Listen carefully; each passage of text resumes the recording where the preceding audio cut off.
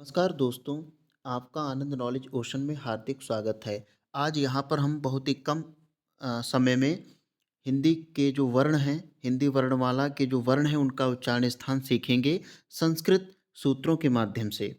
आइए हम देखते हैं। पहला जो सूत्र है, वो है अकुह विसर्जनीया नाम कंठः।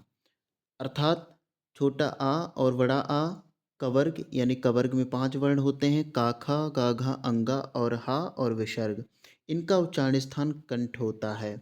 क्या है इसका सूत्र?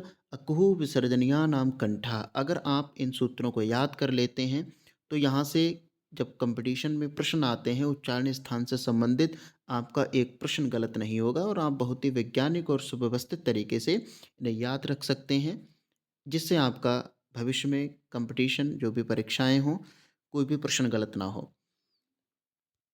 अगला जो सूत्र है वो है इचु शानाम तालु। अर्थात छोटी ई, बड़ी ई, चा, छ, जा, झा, या यानी चवर्ग और शा। इस वाले शा को हम क्या बोलते हैं? जो शलजम वाला शा है इसे हम तालुब्य शा बोलते हैं, क्योंकि इसका उच्चारण स्थान तालु से होता है। जब हम इसे उच्चरित करते हैं तो हमारी जो जिह्वा है वो तालु से स्पर्श करती है।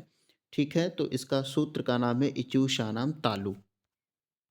इसके उपरांत अगला है ऋतु रसाणाम मूर्धा।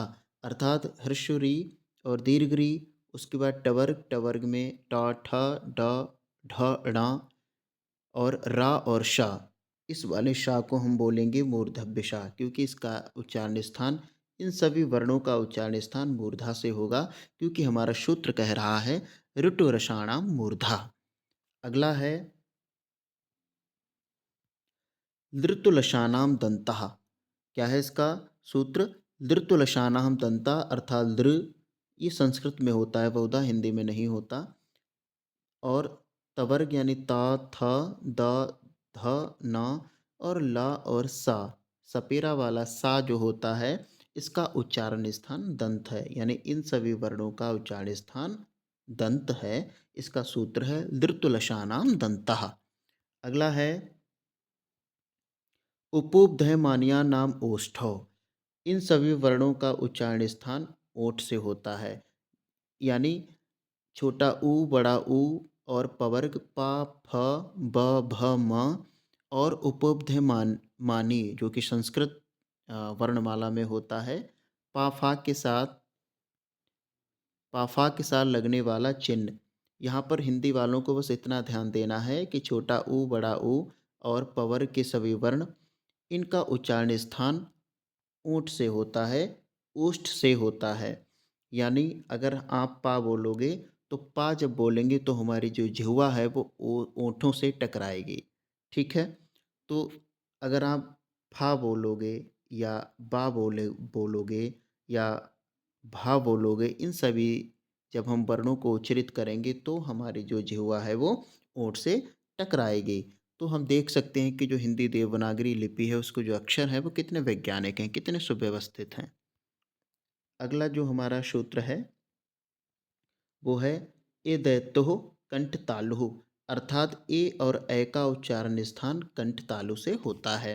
अगला है उदौतोः कंठोष्टम, यानी ओ और औ का उच्चारण स्थान कंठ ओष्ठ से होता है।